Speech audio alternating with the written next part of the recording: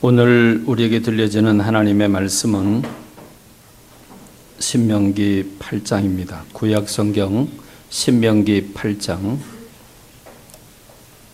구약성경 신명기 8장입니다. 11절로 20절의 말씀, 11절로 20절 제가 한 절 여러분들이 한 절 함께 교독하겠습니다. 내가 오늘 네게 명하는 여호와의 명령과 법도와 규례를 지키지 아니하고 네 하나님 여호와를 잊어버리지 않도록 삼갈지어다.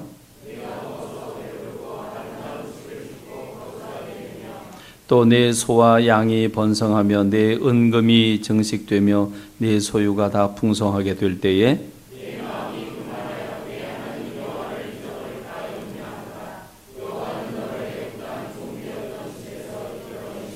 너를 인도하여 그 광대하고 위험한 광야 곧 불뱀과 전갈이 있고 물이 없는 간조한 땅을 지나게 하셨으며 또 너를 위하여 단단한 반석의 성물을 내셨으며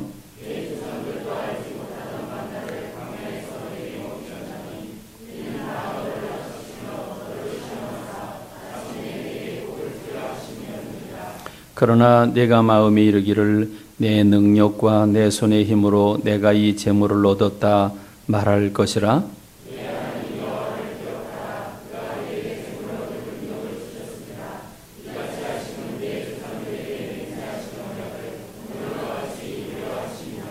네가 만일 네 하나님 여호와를 잊어버리고 다른 신들을 따라 그들을 섬기며 그들에게 절하면 내가 너희에게 증거하노니 너희가 반드시 멸망할 것이라.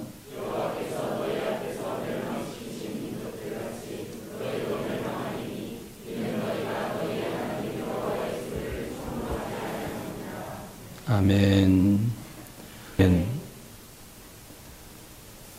이스라엘 백성들은 예수님이 오시기 전까지 약 1500년이라고 하는 기간을 모세로부터 맥추절이라고 하는 절기를 지켜왔습니다. 오늘 우리들도 이 구약의 절기를 따라서 맥추절을 주님 앞에 감사 예배로 드리게 됩니다. 오늘 이 맥추절이라고 하는 것은 맥추, 보리맥자죠. 보리 농사를 짓고 추수하면서 하나님 앞에 감사를 드리는 절기가 맥추절입니다. 이 보리 농사를 생각하면 우리 대한민국 사람들에게는 이 아마 두 번째 주식이 될 거라고 생각이 됩니다. 첫 번째는 동양 사람들에게는 쌀이죠. 쌀로 밥을 지어서 먹습니다. 그런데 서양 사람들이나 중동 사람들은 쌀보다는 오히려 밀이죠. 그래서 밀을 빻아서 밀가루를 만들어서 빵을 만들어 먹는 것이 그들의 주식입니다. 그러니까 쌀이나 보리는 사람들에게 있어서는 아주 우리의 생명을 유지하고 삶을 이끌어가는 가장 기본적인 주식이라고 할 수 있습니다. 이 보리 농사는 가을에 심어서 겨울을 지나 지금 이맘때 6월달 이럴 때 수확을 거두게 됩니다. 여러분 보리고개라고 하는 말을 많이 들어보셨죠? 보리고개. 아마 지금 젊은 사람들은 그게 무슨 말인가? 보리를 짊어지고 고개를 올라갔단 말인가? 이제 이렇게 생각할 수도 있습니다. 이 보리고개라고 하는 말은 고개가 평지가 아니고 아주 올라가기 힘든 고개를 땀 흘리고 힘들게 올라가는 고개를 연상하면 되겠습니다. 그러니까 보리고개라는 말은 이 보리 농사가 추수를 하기 전까지 먹을 게 겨울에 저장한 먹을 게 다 떨어지고 아직 보리 농사 추수는 하지 않았고 그랬을 때 그 중간에 먹을 게 없어서 이 기간을 아주 힘들고 어렵게 보내는 것, 그래서 이걸 보리고개라 이렇게 이름을 짓게 됩니다. 그러니까 겨울에 저장한 걸 다 먹고 떨어져서 참 살아가기 힘들 때 하나님이 이 보리라고 하는 식물을 허락해 주셔서 우리로 먹고 마시게 하시니까 그 은혜가 얼마나 감사한가. 그래서 인간의 노력보다는 하나님이 주신 이 귀한 은혜를 생각하면서 감사하게 되는 절기가 이 맥추감사절이라고 하는 절기입니다. 오늘 우리가 사는 이 현대 시대에는 다 분업을 하기 때문에 시골에서는 또 농사를 짓게 되지만 거의 대부분의 사람들은 각각 자기 은사와 재능에 따라서 다른 직업을 가지고 있기 때문에 농사를 짓지 않습니다. 그러다 보니까 맥추감사절이나 추수감사절이 우리하고 무슨 관계가 있는가? 그저 교회가 또 하나님이 지키라고 한 절기가 되니까 그저 지켜야 되는가 보다. 이렇게 생각하는 정도가 맥추감사절인데, 오늘 이 맥추감사절의 의미가 우리가 얼마나 큰가? 왜 이 맥추감사절이라고 하는 절기를 명령하면서까지 우리에게 지키게 하셨는가? 그것을 우리가 함께 생각하기를 원합니다. 이 절기라고 하는 말은 히브리어로 모에드라고 하는 말입니다. 모에드. 이 모에드라고 하는 말의 뜻은 정한다, 지정한다, 지명하다 하는 뜻을 가지고 있습니다. 그러니까 때를 지정한 때, 지정한 장소, 지정한 모임, 어떤 모임을 정해놓으면 그게 이제 절기가 되는 거죠. 특별히 하나님은 날들을 정해놓으셨습니다.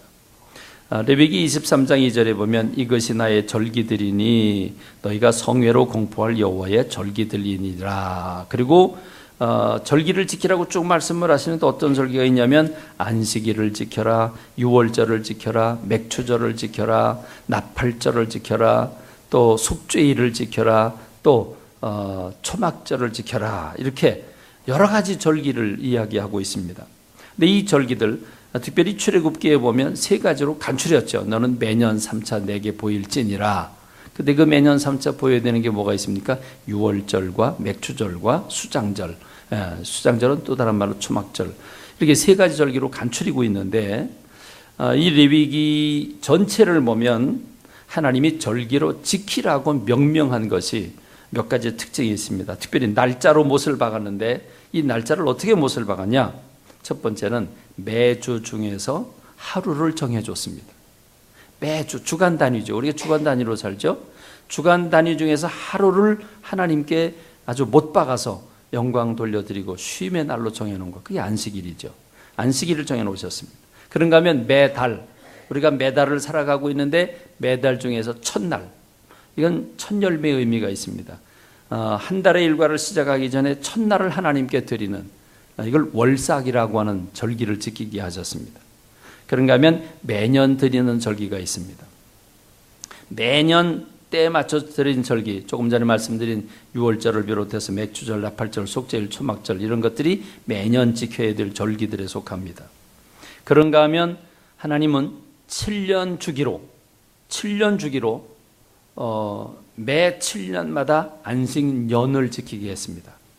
그러니까 6일 동안 열심히 일하고 7일을 일하지 아니하고 쉬고 하나님 앞에 영광 돌리는 게 안식일이라고 하면, 안식년은 하루를 쉬는 게 아니라 1년을 쉽니다. 그럼 1년 동안 뭐 먹고 사는가? 1년 동안은 씨 뿌리지 않습니다. 농사 짓지 않습니다. 땅을 쉬킵니다. 그리고 그 땅이 작년에 떨어진 것, 거기서 저절로 나오는 열매들만 거두어 먹게 하셨습니다. 그래서 땅을 쉬게 함으로써 더 기름지게 만드시는 하나님의 방법을 우리가 생각할 수 있죠. 그 다음에 이 7년의 안식년, 이 안식년을 7번 곱하면 49년이 되고, 그 다음 해의 이름을 가리켜서 희년이라 이렇게 이름을 붙였습니다. 희년. 이 희년도 지켜라. 그러니까 희년이란 7 안식년을 지난 다음 해를 희년이라고 그러는데, 이 희년은 아주 특별한 해입니다. 전 세계에 없는, 성경에만 있는, 이스라엘에만 있는 특별한 법입니다. 이 법은 50년 동안에 우리가 잘못 경제 계획을 그 살림살이를 하다가 보면 빚을 질 수도 있고, 내 땅을 팔 수도 있고, 또 살 수도 있고, 내가 종으로 팔려갈 수도 있고, 종으로 사올 수도 있고, 종을 사다 부릴 수도 있습니다. 그런데 매 50년이 되면 희년이라고 하는 이때는 모든 걸 원상복귀해라. 다 돌려보내라. 땅 주인에게 땅을 돌려주고, 그리고 종이나 노비는 다시 자유인이 돼서 돌아가게 하고, 빚을 진 거 있으면 그건 다 탕감해주고, 그러면서 모든 걸 원상복귀시켜줍니다. 오늘 이 대한민국을 비롯한 민주주의에 큰 함정이 있다고 한다면 빈익빈 부익부입니다. 그러니까 잘 사는 사람은 점점 더 잘 살게 되고, 못 사는 사람은 허우적거리는 계속 못 살게 되죠. 그런데 모든 걸 원상복귀 시켜줍니다. 다 원점으로 돌려주니까 원점에서 다시 시작하게 되는 거죠. 그렇습니다. 이것이 하나님이 날들을 통해서 절기를 지키라고 아주 못을 박아주신 이 절기라고는 의미가 이렇게 날들에게 정해져 있습니다. 그러면 왜 이렇게 이 날들을 정해서 지키라고 하셨을까? 그 이유가 뭘까? 그럼 우리는 그 날들의 특징을 보면 압니다. 6일 동안은 열심히 일하고 일주일째 되는 날은 쉬어라. 하나님이 안식하셨다. 이 날을 거룩히 쉬어라. 그래서 육체는 쉬고 영혼은 하나님과 함께 예배를 드림으로써 영혼이 회복하도록 만드신 하나님의 은혜입니다. 그 다음에 이 매년마다 이 매월마다 드리는 월삭 같은 경우에는 첫날을 하나님 앞에 드림으로 남은 날들을 하나님이 책임져 주신다고 하는 믿음의 고백을 해라. 그러면 하나님이 남은 날들을 책임져 주신다고 하는 월삭의 개념이 있습니다. 매년 지켜야 될 것들, 대표적인 절기로 유월절, 맥추절, 초막절을 보면 유월절은 이스라엘 백성들이 430년 동안 종살이 하다가 이집트에서 해방받은 것을 기념하는 절기죠. 오늘 우리말로 표현한다면 광복절입니다. 그러니까 유월절, 그러니까 종살이에서 해방시켜 주신 은혜에 감사하는 절기. 맥추절, 봄농사, 보리농사를 짓고 감사하는 절기. 수장절, 늦가을에 모든 농사에 대한 늦추수를 다 맞춰놓고 겨울에 먹을 걸 저장하고 나서 하나님 앞에 드리는 제사, 그 감사. 그러니까 한마디로 말한다면 이런 모든 절기에는 하나님이 우리의 삶에 깊이 간섭하시고 공급하시고 인도하시고 그 고난으로부터 우리를 해방시켜 주시고 돌봐주시고 인도해 주시는 하나님의 사랑을 기억해라. 그런 면에서 감사라고 하는 것이 특정 주제로 있습니다. 그렇습니다. 하나님은 이렇게 절기를 지킴으로써 하나님이 우리의 삶에 개입하시고 함께 하시는 것에 대해서 잊어먹지 말고 감사해라. 이게 하나님이 절기를 지키라고 하는 원래의 뜻입니다. 자, 그러니까 하나님은 한마디로 말하면 법으로 절기를 지키게 하셨습니다. 그러면 절기의 목적이 어디에 있습니까? 잊어먹지 말고 감사해라. 고마워해라. 그럼 하나님이 법으로 뭐 하라고 하신 겁니까? 법으로 뭐 하라고 한 것입니까? 감사하라는 겁니다. 여러분, 세계 어느 나라의 법에 감사하라고 법으로 명문화된 법이 어디 있습니까? 그렇죠? 감사하라고 명문화된 법이 없을 겁니다. 그런데 하나님이 감사하라고 법을 정해 주셨습니다. 그러니까 감사 안 하면 불법이 됩니다. 법을 어긴 게 됩니다. 이해가 되십니까? 하나님은 감사를 하라고, 감사를 아예 법으로 지정을 해서 그것도 일정한 안식일 또는 월삭 또는 유월절 또 맥추절 또 수장절 이렇게 잊을만 하면 하나님께서 그 때를 정해 주심으로써 잊을만 하면 감사를 다시 법으로 되찾게 하시고 되찾게 하시고 되찾게 하셨다는 겁니다. 여러분의 얼굴을 보니까 감사하지 못할 많은 사건이 있는 것 같아요. 여러분의 얼굴에 감사할 수 없는 이유가 여러분의 얼굴에 있는 것 같아요. 그러니까 하나님이 이런 법을 통해서 법이다, 감사해라. 그러니까 이 날을 지키게 함으로써 감사를 회복시켜 주시는 하나님의 은혜가 우리 가운데 있는 줄로 믿습니다.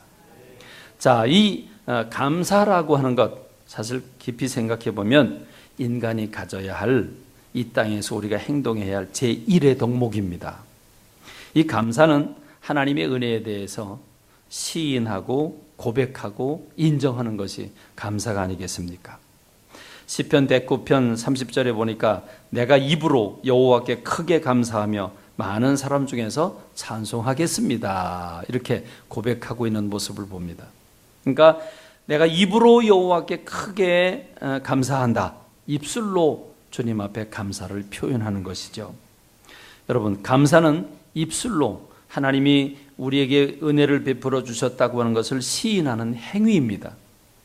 감사는 마음의 생각을 입술로, 찬양으로, 물질로 드려지는 고백이라고 할 수 있습니다. 그렇습니다. 아마도 대한민국의 전 세계의 그 부부들 가운데 대한민국의 부부, 특별히 그 이제 부인들이죠. 아마 40대 아마 지난 그 부부들, 특별히 그 부인들의 마음이 많이 메말라 있어요. 그리고 요새 왜 그렇게 여자들이 갱년기를 지나면서 사나워질까?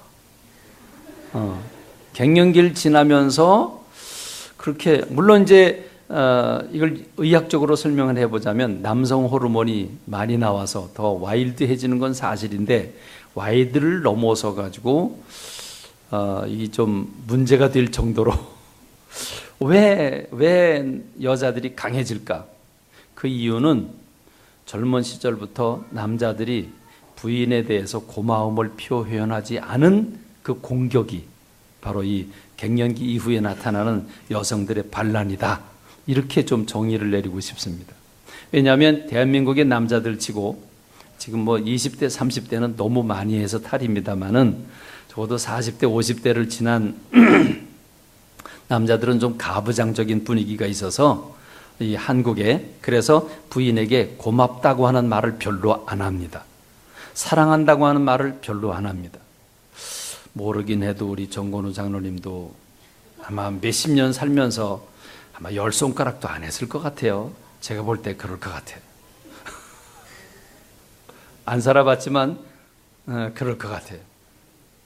이게 그렇습니다. 이 대한민국의 부인들의 마음이 메말라 있을 수밖에 없어요. 왜냐하면 감사가 없다는 얘기는 뭐가 있다는 거예요? 불평이나 불만이 있다는 겁니다. 늘 감사를 표현하면, 고마워하는 마음을 표현하면 그 속에는 풍부함이 있습니다. 감사를 표현할 때 인상 쓰면서 고맙다 그런 사람이 어디 있어요? 그렇죠? 웃으면서 고맙다 그러죠. 편안한 마음으로 고맙다 그러죠. 그러니까 감사를 표현하지 않을 때는 얼굴이 굳어 있을 수밖에 없죠. 또 세상살이가 얼마나 힘들어요. 나가서 돈 벌고 집안 먹여 살리기가 참 힘들죠. 그렇지 않아도 힘든데 무슨 감사할 거리가 있겠습니까? 그러니까 집에 들어오면 더더구나 긴장 안 해도 되잖아요. 그러니까 별로 감사하지 않는 문화, 사랑을 표현하지 않는 문화, 이 표현이 없는 문화가 이 대한민국의 남자들의 문화죠. 그러니까 거기서 억압을 당하고 있다가 갱년기를 당하면서 이제 폭발이 되니까 역으로 남성 호르몬도 나오겠다. 그러니까 아마 그동안 왼수 갚으려고 그런 게 아닌가, 그런 생각이 듭니다. 저는 부모나 자녀의 관계도 그렇습니다. 여러분, 부모와 자녀의 관계가, 부모는 자녀들의 먹을 걸 공급하고 아이들이 참 훌륭한 사람 되도록 뒷바라지 하느라고 혼신의 힘을 써요. 그런데 대부분의 부모님들이 참 고맙다, 내 자녀가 고맙다, 그렇게 말하기가 힘들어요. 왜? 성적이 올라가야 고맙다 그러지. 말을 잘 들어야 고맙다 그러지. 이게 사춘기를 맞으면서 또는 성적은 바닥으로 떨어지고 지멋대로 하고 그러는데 고맙다라고 말할 수가, 그럴 여유가 없어요. 그러다 보니까 부모들은 자식들에게 늘 오만상 찌푸리고 소리를 지르게 돼 있고, 자녀들은 왜 부모가 나한테 무슨 불만이 많아서 맨날 저러냐, 그러니까 자녀는 부모에게 불만이 있고 부모는 자녀들에게 불만이 있는 이런 모습이니까 이 고맙다라고 하는 말, 사랑한다는 말을 잘 못해요. 그러다 보니까 늘 서로 갈등과 적대감을 가지고 있는 이유도 아마 거기에 있을 겁니다. 그러니까 결국 하나님께서 우리에게 감사를 명령한 이유가 뭐냐? 감사가 행복의 조건이기 때문에 그런 줄로 믿습니다. 감사할 때 웃는 얼굴에 침 뱉는 사람이 있습니까? 없죠. 불평을 하면 어떻게 됩니까? 원망을 하고 불평을 하고 뭐 지적을 할 때 오늘 반찬이 짜다, 싱겁다, 뭐 왜 이렇게 만들었냐, 그럴 때 웃으면서 하는 사람이 어디 있어요? 다 오만상 찌푸리면서 하죠. 그럼 그 오만상 찌푸리는 걸, 그걸 보고 듣는 부인은 어떻겠어요? 기껏 만든다고 했는데, 그렇죠? 맛있다고 그러고 고맙다고 그러고 먹지는 못할 망정 꼭 한마디씩 하면 아주 기분이 나빠지죠. 그렇습니다. 그러니까 하나님이 입술을 주셨기 때문에 우리는 입을 열어서 감사를 고백하고 가까운 사람들에게 고마움을 표현해야 되는 줄로 믿습니다. 지금 이진주가 또는 박성희가 그럴 것 같아요. 당신이 거기서만 그러지 말고 집에서 좀 해봐라. 제가 양심에 찔려서 저도 회개하는 심정으로 설교자니 제가 잘해야만 얘기하는 건 아니지 않습니까? 여러분도 양해를 좀 하시길 바랍니다. 특별히 저 같은 경우에는 칭찬이 좀 많이 메마른 게 저의 성품 가운데 하나라 좀 못된 부분입니다. 특별히 이렇게 입술로 표현하는 것, 몸으로 표현하는 것, 참 우리의 삶을 부부지간에 자녀와 또는 회사에서 상사는 아랫사람들에게, 아랫사람은 윗사람들에게 서로 이렇게 격려하고 고마워하는 표현을 할 때 그건 참 부드럽고 화기애애하고 천국의 분위기가 되는 줄로 믿습니다. 그래서 하나님이 법으로 정해 주신 줄로 믿습니다. 특별히 찬송을 자주 불러야 됩니다. 히브리서 13장 15절에 보니까 그러므로 우리는 예수로 말미암아 항상 찬송의 제사를 하나님께 드리자. 이는 그 이름을 증언하는 입술의 열매니라 그랬습니다. 찬송을 제사라고 그랬고 입술의 열매라고 그랬습니다.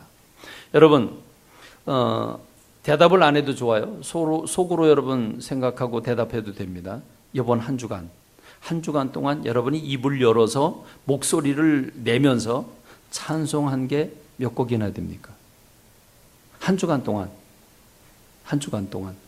입을 열어서 하나님을 찬양한 찬송을 부르는 것이 과연 몇 곡이 있느냐, 몇 번이 있느냐. 아마 이것도 모르긴 하지만 가부장적인 구조를 가진 우리 남자들이 입을 열어서 찬송한다?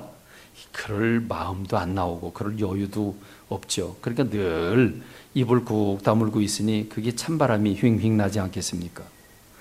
근데 찬송하는 입술을 가지고 있다. 여러분 틈만 나면 찬송을 한다. 틈만 나면 입술의 제사를 하나님 앞에 드린다. 그럼 여러분 그 찬송을 부르는 자기 자신은 어떠하겠으며 찬송을 듣는 식구들은 어떻겠으며 그걸 따라서 같이 부르는 식구들은 어떤 분위기가 되겠습니까? 바로 거기가 천국이 되는 줄로 믿습니다. 그렇습니다. 디모데전서 4장 4절에 보니까 하나님께서 지으신 모든 것이 선함에 감사함으로 받으면 버릴 것이 없다 그랬습니다. 자, 이 이단들을 보면 뭐 이것도 먹지 마라, 저것도 먹지 마라, 이것도 하지 마라, 저것도 하지 마라, 금기 사항이 너무도 많습니다. 근데 사도 바울은 아니다. 하나님이 지으신 모든 것이 선한데 왜 이것도 못하고 저것도 못하고 이것도 못 먹고 저것도 못 먹냐? 아니다. 감사함으로 받으면 버릴 것이 없다 그랬습니다. 그런데 여러분 진수성찬을 차려놓고도 불평하고 원망하는 마음이 있으면 먹을 게 없어요. 그렇죠? 김치 쪼가리 하나만 놓고서도 감사하는 마음이 있으면 밥맛이 왕성한데 진수성찬을 차려놓고도 원망하고 불평하고 시시비비를 가리고 그리고 거기서 뭔가 정죄하는 그런 분위기가 있다고 한다면 여러분 밥맛이 있을 리가 없죠. 그렇기 때문에 여러분 입술로 감사를 고백할 때 하늘문이 열리고 찬송으로 우리가 입술로 고백을 할 때 근심과 걱정이 떠나고 마귀가 떠나가게 되는 줄로 믿습니다. 그렇기 때문에 불평하고 원망하는 것은 좋은 환경을 지옥으로 바꿔놓는 비결일 겁니다. 그거보다 더 빠른 비결은 없을 것입니다. 그러나 오히려 감사할 때 그 나쁜 환경이고 힘든 열악한 환경이라고 할지라도 천국으로 화하게 되는 줄로 믿습니다. 여러분 이스라엘 백성들은 구름 기둥과 불 기둥을 직접 보면서 인도를 받았습니다. 아침 이슬처럼 자고 나면 이슬이 내리는 것처럼 먹을 게 하늘에서 이슬처럼 떨어졌습니다. 메추라기를 하나님 몰아다 주시고 그리고 바위를 열어서 물을 내주시고 여러분 그런 이 어마어마한 경험을 했음에도 불구하고 그런 기적을 어느 시대 사람들이 맛보지 못한 기적을 경험했음에도 불구하고 그들은 원망하고 불평하느라고 그 가나안 복지에 들어가지 못했습니다. 참 이게 얼마나 비참합니까? 여러분 똑같은 상황을 보고 왔어요. 거인족을 보고 왔어요. 거인족을 보고 그리고 풍성한 농작물을 보고 왔어요. 그런데 똑같은 걸 보고 와가지고 과연 젖과 꿀이 흐르는 땅은 맞다. 그런데 이제 우리는 죽었다. 이제 저들의 키와 우리의 키를 비교해 보니까 우리는 저들에게 비하면 메뚜기밖에 안 된다. 그런데 여호수아와 갈렙이라고 하는 사람은 똑같이 보고 왔는데 그들은 우리의 밥이다 그랬습니다. 한쪽에서는 우리는 그들의 밥이다 그러고 한쪽에서는 그들은 우리의 밥이라고 그러고 어떻게 이렇게 바뀔 수 있냐는 말입니까? 이 사람의 생각이란 이렇게 하나님을 신뢰하고 감사할 때 그들은 우리의 밥이다 이렇게 얘기할 수 있고 원망하고 불평할 때 우리는 그들의 밥이다 라고 볼 수밖에 없는 것, 이게 사람의 마인드인 줄로 믿습니다. 그렇기 때문에 하나님은 감사를 아주 법으로 못 박아 놓은 것입니다. 여러분, 감사할 때 더 큰 기적의 역사가, 더 큰 은혜가 열리게 된다고 하는 것을 기억하는 우리가 되길 바랍니다. 누가복음 17장에 보면 예수님께서 사마리아를 통과해 가시는데 거기에 그 사마리아 동네에 나환자들이 있었습니다. 그 나환자들이 주님 앞에 고쳐달라고 떼를 쓰게 되고 주님이 그들을 고쳐주셨습니다. 그런데 그 중에 고침을 받자 그동안에 억압되고 참 비참하게 살던 그들이 그 몸이 깨끗하게 나아지자 그들은 쏜살같이 자기의 집으로 친구들에게 다 돌아가 버리고 맙니다. 그런데 한 사람이 주님 앞에 와서 감사를 표현하게 되죠. 그때 주님이 묻지 않습니까? 나머지 9은 어디 갔냐? 다 고침받았을 텐데, 10명 다 고침받았을 텐데 나머지 9은 어디 갔지? 그러면 주님이 이런 말씀을 하시죠. 이 이방인 외에 하나님께 영광을 돌리러 돌아온 자가 없느냐 하시고 그에게 이르시되 일어나 가라, 내 믿음이 너를 구원하였느니라. 이미 고침받았어요. 고침받았는데 뭘 또 구원을 시켜줘요? 여러분, 이건 무엇입니까? 주님으로 말미암아 그들의 육체가 구원을 받았는데 주님은 감사하는 이 이방인에게 플러스 알파로 보너스를 주셨는데 영혼의 구원을 주신 줄로 믿습니다. 육체의 질병에서 고침받았을 뿐만 아니라 천국 문이 활짝 열리게 된 줄로 믿습니다. 그래서 이 한 사람, 감사하는 사람은 영육간의 구원을 받게 됐습니다. 그렇습니다. 자, 오늘 우리가 주님이 감사하라고 못 박아 주었다. 이 절기라고 하는 것, 잊을만 하면 절기를 주셔서 이 절기를 통해서 감사를 회복하게 해주셨다. 자, 그렇다고 하면 거꾸로 말하면 우리가 무엇을 자주 잃어버린다? 감사를 자주 잃어버린다. 그렇죠? 감사를 자주 잃어버린다. 그럼 왜 감사를 자주 잊어버리는가를 우리가 생각해 봐야 할 겁니다. 오늘 본문은 그 답을 주고 있습니다. 내가 오늘 네게 명하는 여호와의 명령과 법도와 규례를 지키지 아니하고 네 하나님 여호와를 잊어버리지 않도록 삼가할지어다. 내가 먹어서 배부르고 아름다운 집을 짓고 거주하게 되며 또 내 소와 양이 번성하며 내 은금이 증식되며 내 소유가 다 풍성하게 될 때 내 마음이 교만하여 네 하나님 여호와를 잊어버릴까 염려하노라 그랬습니다. 자, 여기서 문제가 되는 게 뭐냐면 감사하는 걸 잊어버린다는 겁니다. 하나님께서 우리에게 베푸신 하나님의 은혜가 있었다고 하는 사실을 잊어버린다는 말입니다. 이 망각, 잊어버린 것. 그래서 이거를 뭐라 그럽니까? 배은망덕 그러죠? 배은망덕. 은혜를 배반하고 또 베풀어준 덕을 배반하는. 그래서 은혜를 원수로 갚는다는 말도 있습니다. 실제로 그렇습니다. 여러분, 많은 도움을 받고서도 고맙다라고는 표현하지 않는 사람 많이 있습니다. 많이 있습니다. 자녀들도 부모가 뭐 당연히 줘야 되는 거지 뭐 이렇게 생각하는, 왜 날 놔줬어요? 놔줬으니까 주는 거 아닙니까? 아주 당당하게 이야기하는 못된 놈들이 있는데 회개해야 돼요. 예, 그렇습니다. 이 망각이 문제입니다. 부모님의 은혜, 하나님의 은혜라고 하는 것을 잊어버리는 것, 잊어버리는 게 문제라는 겁니다. 이 망각이라고 하는 것, 감사하긴 해요. 망각이, 그렇죠? 예를 들어서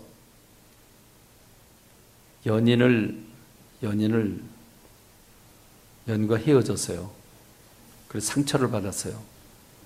그리고 시집가 버리고 장가가 버렸어요. 근데 여러분, 내가 연애를 할 때 그 잃어버린 그 연인만 그걸 평생 담으면서 잊지 않는다. 어떻게 살겠어요? 어떻게 살겠어요? 그렇죠? 못 살 거예요. 여러분, 내가 실패했을 때, 내가 실수했을 때, 내가 상처받았을 때, 내가 고통받았을 때 그때의 모습만 늘 생생하게 남아있다. 그게 지워지지 않는다. 잃어버리지 않는다. 그럼 어떻게 살겠습니까? 밥맛이 있겠습니까? 뭐 의욕이 생기겠습니까? 아무것도 못할 겁니다.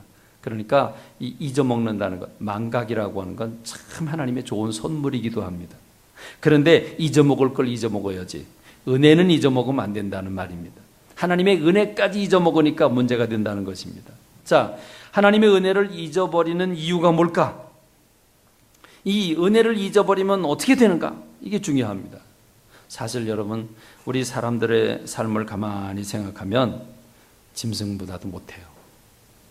짐승보다도 못해요. 요즘에 사람들이 짐승을 많이 키워요. 강아지도 많이 키우고 고양이도 키우고 뭐 아주 많이 키워요. 아주 비정상적일 정도로 많이 키워요. 왜 그럴까? 왜 그럴까? 심리를 생각해 보면 여러분, 우리가 짐승들을 말 못하는 짐승이라고 동물이라고 하대하지만 여러분, 그 짐승은요 주인을 배반하는 적이 없어요.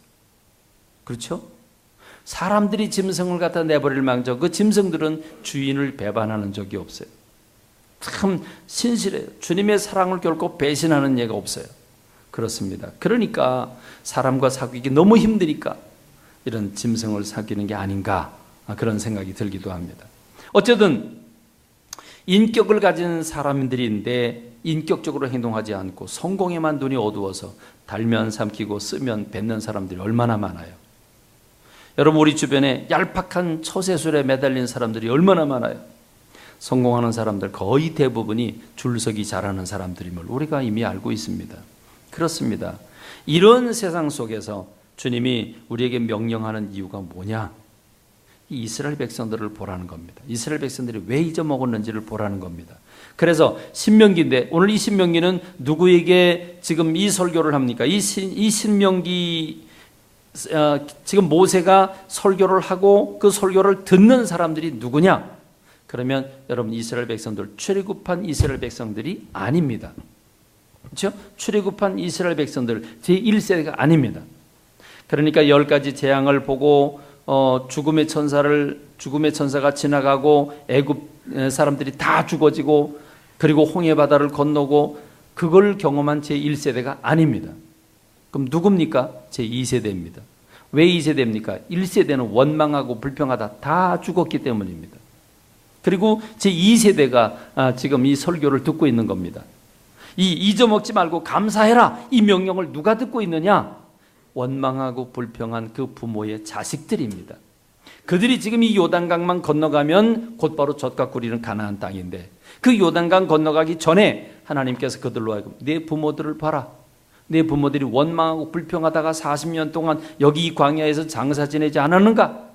그러니까 너희들은 이 가나안 땅, 이 요단강을 건너가서 가나안 땅에 들어가면 하나님의 은혜를 잊어먹지 말아라.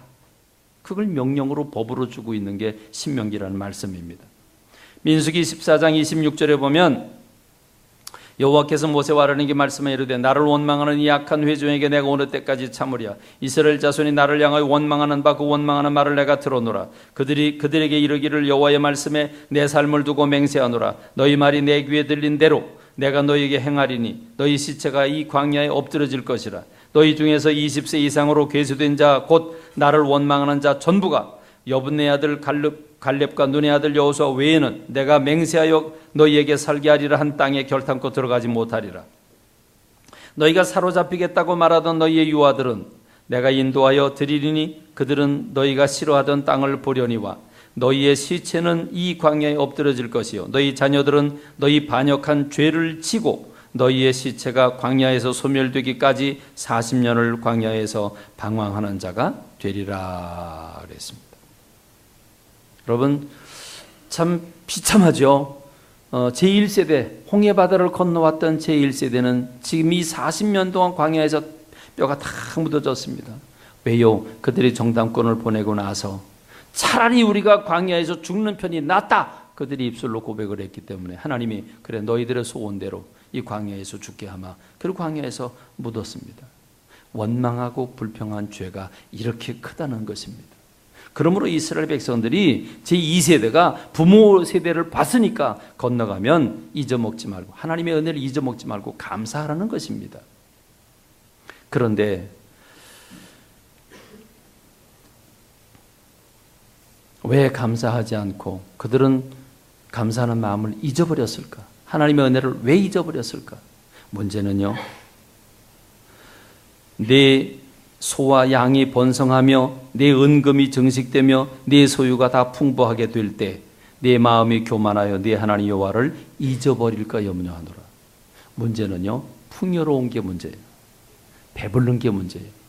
여러분, 우리가요, 배고프면 추우면, 내가 고난받고 있으면, 내가 낮아져 있으면 불평할 수가 없어요.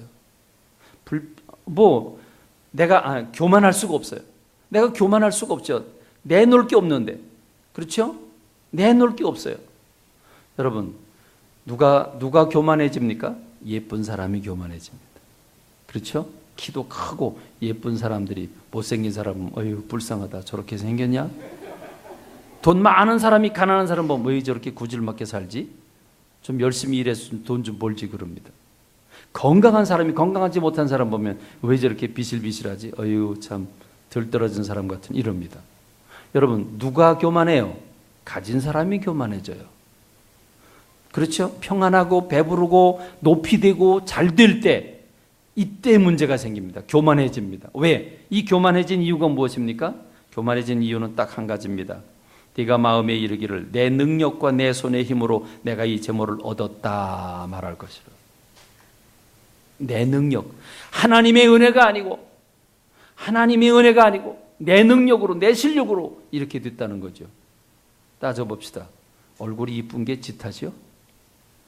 얼굴이 이쁜 게 누구 탓이요? 하나님이 그렇게 빚어주시고 만들어주신 거지 자기가 만들었어요? 그러니까 화장품은 좀 성실하게 발랐는지 모르지만 아니죠. 원바닥은 하나님 만들어준 거죠. 그렇죠? 여러분, 돈 벌었어요. 그거 어떻게 벌었어요? 하나님이 돈을 벌 수 있는 재능을 주셨다 그랬어요.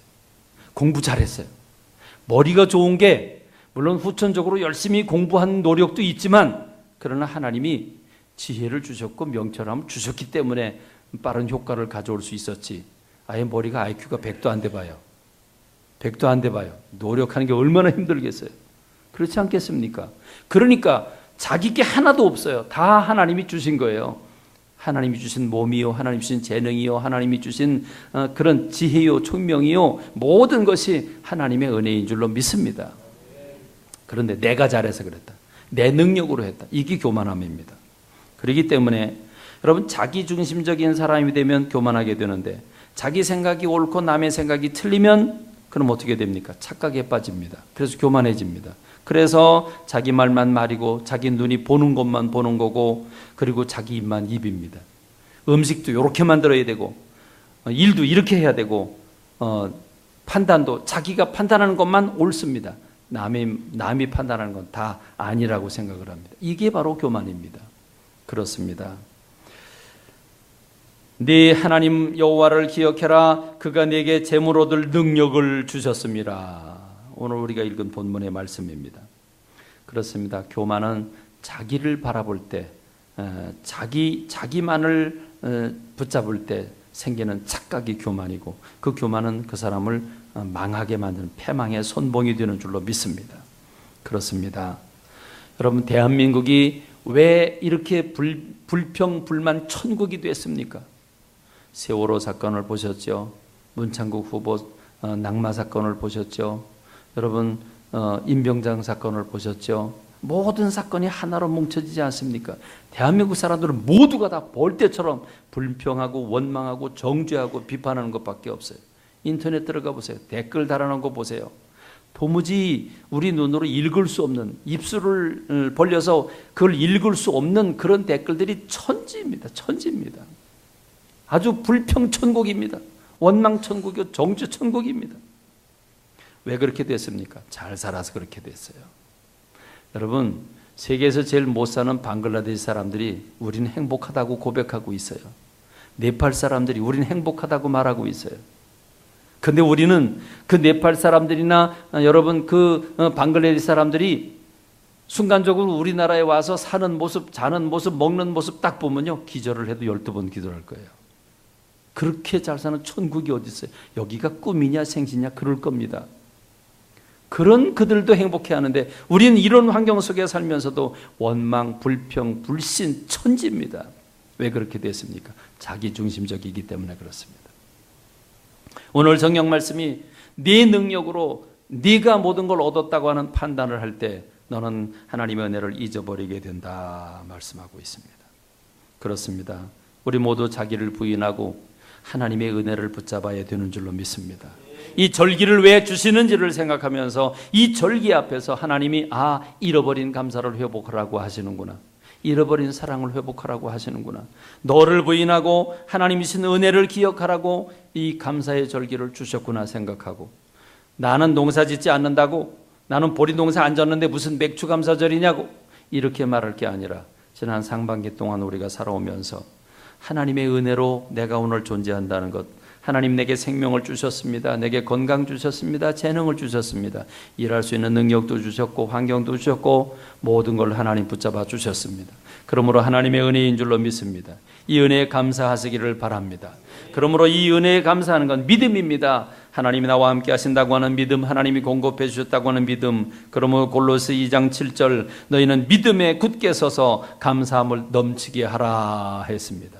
믿음에 굳게 서서 감사함을 넘치게 함으로 말미암아 오히려 우리의 삶이 더 부유해지고 천국문이 열리고 천국을 맛보는 가정과 일터가 되길 주님의 이름으로 축원합니다. 기도하겠습니다.